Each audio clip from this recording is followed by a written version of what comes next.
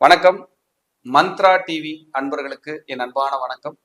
தொடர்ந்து இந்த சேனலுக்காக நீங்கள் கொடுத்து வருகின்ற ஆதரவிற்கு கோடான கோடி நன்றி. தொடர்ந்து இந்த சேனலை பாருங்க. இதில் வருகின்ற கருத்துக்கள், ஜோதிட பதிவுகள், ஜோதிட கருத்துக்கள் உங்கள் வாழ்விற்கு ஒரு வெளிச்சமாக நிச்சயமாக அமையும். தொடர்ந்து ஆதரவு தாருங்கள், பாருங்கள். இன்னைக்கு நம்ம பார்க்க இருக்கிற தலைப்பு சூரியனுடைய பெயர்ச்சி. எல்லாரும் ராகு கேது, குரு பெயர்ச்சி, சனி பெயர்ச்சி பேசுவோம். கும்ப ராசியில சூரியன் பயிற்சி ஆகிறார். அதாவது மகரத்திலிருந்து கும்பத்துக்குள்ள நுழையிறார் சூரியன். ஒவ்வொரு மாசத்துக்கு ஒரு ராசியை சுத்தி வருவார். சூரியன் சுத்தாது, சூரியன் அங்கதான் இருக்கு, பூமி சுத்தி வரும். அப்ப ஒவ்வொரு ராசிக்குள்ளேயும் சூரியன் பிரவேசிக்கிற காலம்னு இருக்கு. இப்போ மகரத்தில் இருக்கார் சூரியன். பிப்ரவரி 13 கும்பத்துக்குள்ள நுழையிறார் சூரியன். அந்த கும்பத்துல நுழையிற சூரியன் ஒரு மாத காலம் அங்க இருந்து தன்னுடைய பலன்களை செய்ய போறார். அந்த கும்பத்துல நுழையிற சூரியன் 12 லக்ன அன்பர்களுக்கு என்ன மாதிரியான நன்மைகளை செய்து பார்ப்போம். எல்லாரும் ராசிக்கு சொல்லிட்டே வந்திருப்பாங்க.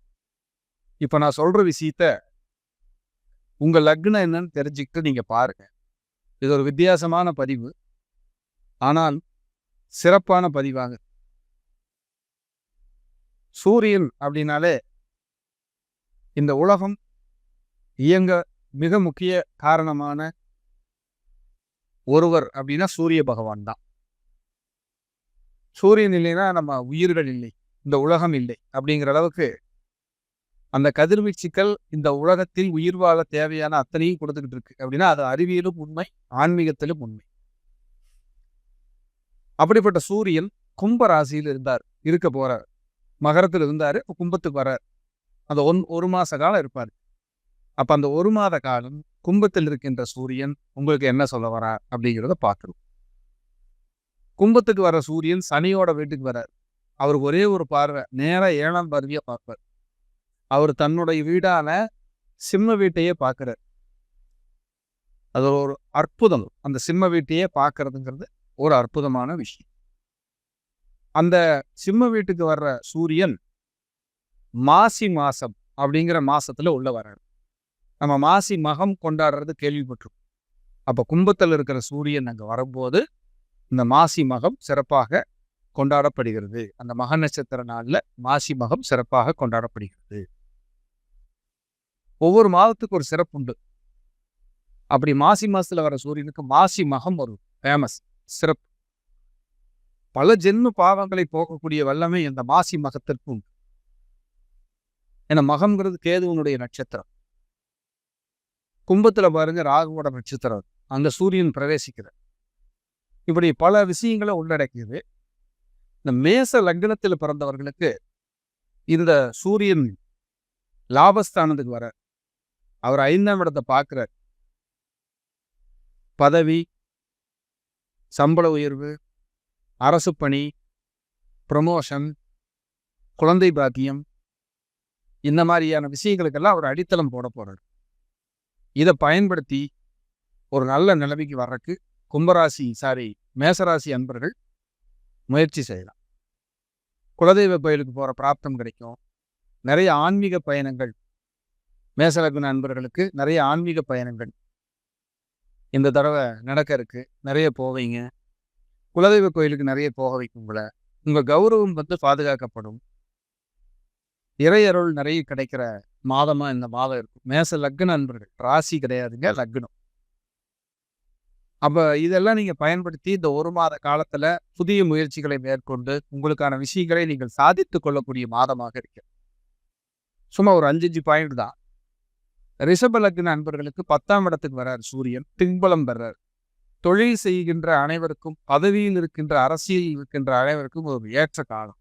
ரிஷப லக்ன அன்பர்கள் ஒரு வீடு, இடம், நிலம், வாகனம் இது சார்ந்த விஷயங்கள் எல்லாம் உங்களுக்கு அமைக்கக்கூடிய ஒரு ஆற்றல், பதவியில் ஒரு மாற்றம், வளர்ச்சி, பெரிய மனிதர்களுடைய தொடர்பு, இதெல்லாமே கிடைக்கக்கூடிய மாதமா உங்களுக்கு இருக்கும்.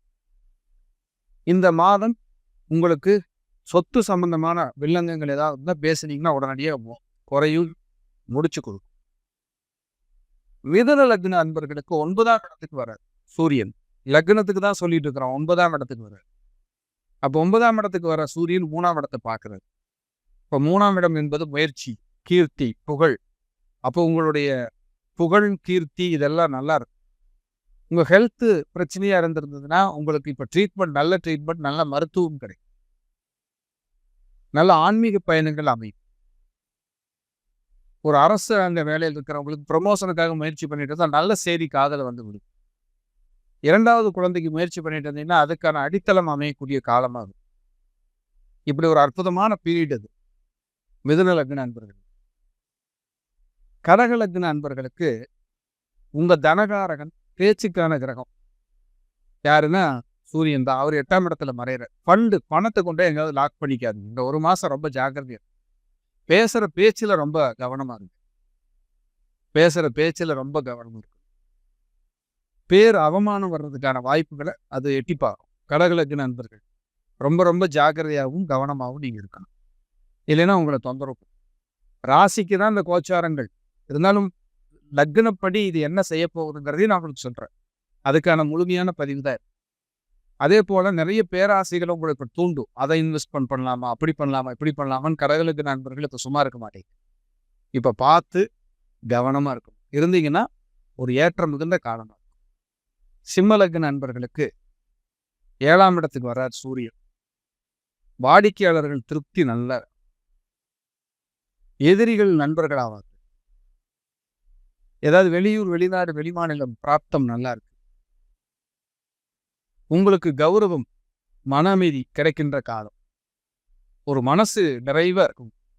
இந்த சிம்ம லக்ன நண்பர்கள் ஒரு வளர்ச்சியை நோக்கிய பயணமா பார்க்கப்படுது. இந்த 1 மாத காலத்துல ஒரு முக்கியமான விஷயங்கள் எல்லாம் நீங்க முடிவெடுக்கலாம். போய் பேசுனீங்கன்னா வேலை நடக்கும். ஒரு மன நிறைவு கிடைக்கும். இப்ப அப்பேற்பட்ட ஒரு காலமாக போற்றப்படும். கன்னி லக்ன நண்பர்களுக்கு 6ஆம் இடத்துல சூரியன். உங்க விரையாதிபதி இல்லையா, அவர் 6க்கு வர்றாரு. இது ஒரு விபரீத ராஜ்யம். கொஞ்சம் எதிர்பார்க்காத ஒரு திருப்பு முனை, ஒரு மாற்றங்கள் எல்லாம் நிகழும். மைனஸ்ன்னு பார்த்தீங்கன்னா அரசு அதிகாரிகளை பகைச்சிக்காதீங்க.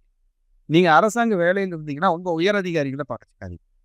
ஏன்னா உங்களுக்கு உயர் அதிகாரிகளோட தொல்லைகள் இப்ப அதிகம். கன்னி லக்ன நண்பர்கள் இப்ப கொஞ்சம் கவனமா இருக்கணும். உணவு பழக்க வழக்கம், தூக்கம் கம்மியா பிடிக்கிறது, இரவு நேரம் தூக்கம் முடிக்கிறது, இப்படி எல்லாம் கன்னி லக்ன நண்பர்களுக்கு கொஞ்சம் இருக்கும். அடுத்தது இப்போ துலாம் லக்ன நண்பர்களுக்கு 5ஆம் இடத்துக்கு சூரியன். அவர் ஏற்கனவே பாதகாதிபதி உங்க லக்னத்துக்கு. அவர் 5ஆம் இடத்துக்கு வர்றார்.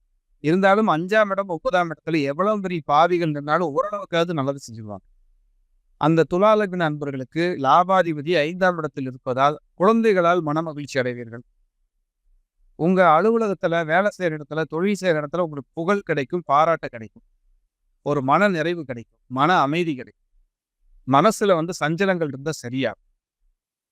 ஏன்னா இப்ப 4ஆம் இடத்துல சூரியன் இருந்தா உங்க ஹெல்த்தை போட்டு படுத்தி எடுத்துக்கிட்டு இருந்தது.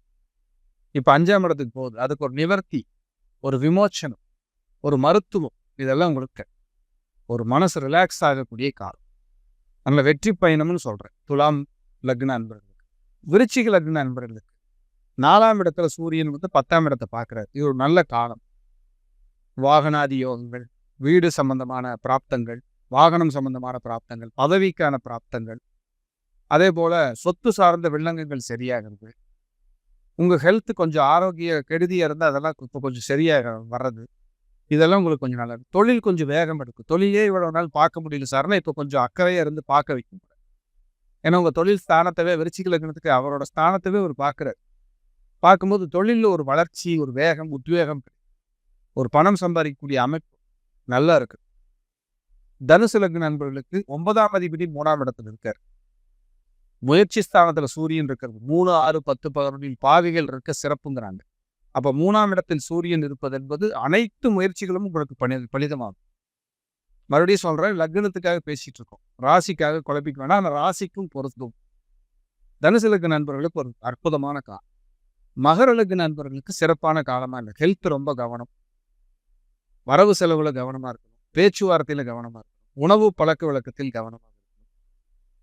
பணத்தை எங்காவது கொடுத்தீங்கன்னா திரும்பி வராது. இந்த 1 மாத காலம் வரவு செலவுல அக்ரிமெண்ட் போடுறதோ, பண வரவு செலவுலையும் ஜாக்கிரதையே இருந்தா உங்களுக்கு ரொம்ப ரொம்ப நல்லது.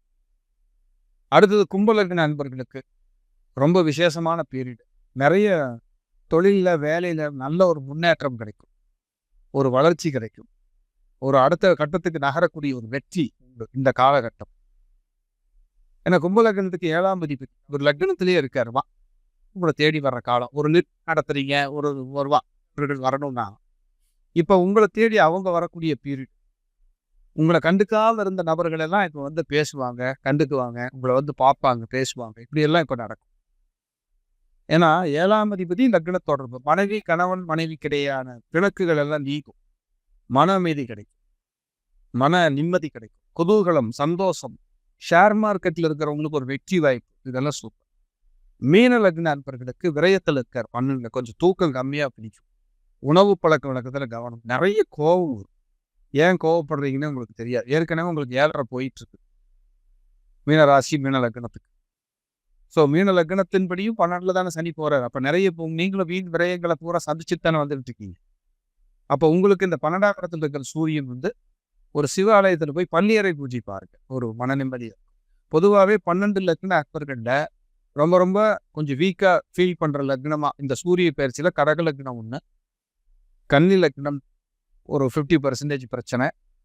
அது போக உங்களுக்கு மீன லக்ன அன்பர்களுக்கு ஒரு 60-70% பிரச்சனை அப்படிங்கிற மாதிரியான ரேஷியோவில் இந்த சூரிய பயிற்சி உங்களுக்கு நடைபெற இருக்கிறது. இது விரிவாக சொல்லலை, சிம்பிளாக தான் பேசியிருக்கிறோம். ஆனால் முக்கியமான விஷயங்களை பூரா நான் சொல்லியிருக்கிறேன். இந்த சூரியனுடைய பயிற்சியில் அனைவருக்கும் நன்மை நடக்கிற டெய்லி சூரிய நமஸ்காரம் பண்ணலாம், சிவ வழிபாடு பண்ணலாம், பிரதோஷ வழிபாடு பண்ணலாம். சான்ஸ் கிடைச்சா ஒரு தடவை சூரியனார் கோயிலுக்கும் போயிட்டு வாங்க. இந்த சூரியனுடைய பயிற்சியில் மாசி மாசத்தில் உங்களுடைய புகழும் வெற்றியும் ஐஸ்வர்யமும் வளர்ச்சியும் சூரிய தேவனால் ஆசீர்வதிக்கப்படட்டும். ஓம் நம சிவாய. வாழ்க வளர்க. தொடர்ந்து இந்த சேனலுக்காக நீங்கள் கொடுத்து வருகின்ற ஆதரவிற்கு கோடான கோடி நன்றி. தொடர்ந்து இந்த சேனலை பாருங்க. இதில் வருகின்ற கருத்துக்கள், ஜோதிட பதிவுகள், ஜோதிட கருத்துக்கள் உங்கள் வாழ்விற்கு ஒரு வெளிச்சமாக நிச்சயமாக அமையும். தொடர்ந்து ஆதரவு தாருங்கள். பாருங்கள்.